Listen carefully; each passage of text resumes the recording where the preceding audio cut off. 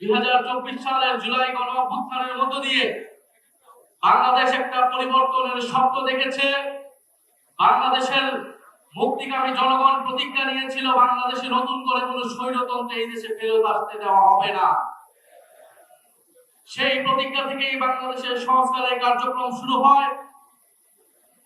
5ই আগস্টের পর থেকেই প্রতি পদে পদে তৎকালীন বিএনপি সেই সংস্কার কার্যক্রমে বাধা দিয়ে এসেছিল।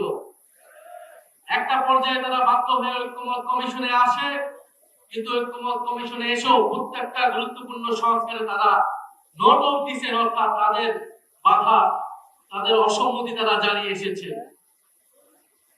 সবশেষে তারা গণভোটের জনগণের চাপে, সেই সময়ে রাজনৈতিক বাস্তবতার চাপে তারা গণভোটে রাজি হলেও আমরা দেখতে পেলাম যে নির্বাচনের পর তারা গণভোটকে অস্বীকার করা শুরু করেছে।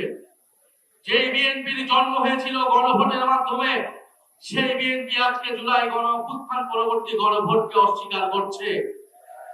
ভারতপক্ষে বিএনপি তার অস্তিত্বকে অস্বীকার করতে শুরু করে দিয়েছে।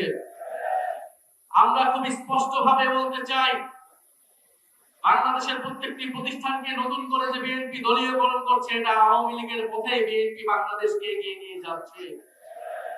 বিএনপি যদি আওয়ামী লীগের পথে, পুরনো স্বৈরাচারের পথে এই দেশকে এগিয়ে নিয়ে যেতে চায়, তাহলে বাংলাদেশের জনগণ আবারও রুখে দাঁড়াবে, বাংলাদেশের তরুণ সমাজ আবারও রুখে দাঁড়াবে। বাংলাদেশের জুলাই গণ অভ্যুত্থানে অংশগ্রহণ করে প্রত্যেকটি ছাত্র জনতা আবারও রাজপথে দাঁড়াতে বাধ্য হবে।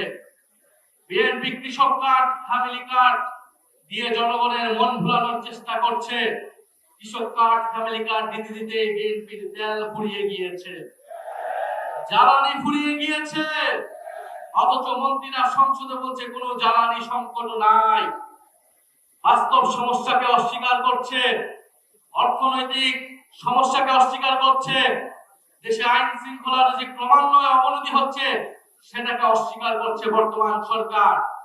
আমরা সর্বাত্মকভাবে এই সরকারকে সহযোগিতা করতে প্রস্তুত ছিলাম দেশের স্বার্থে, জনগণের স্বার্থে, কিন্তু বিএনপি সরকার সেই সকল সহযোগিতা নেওয়ার সকল দরজা বন্ধ করে দিচ্ছে।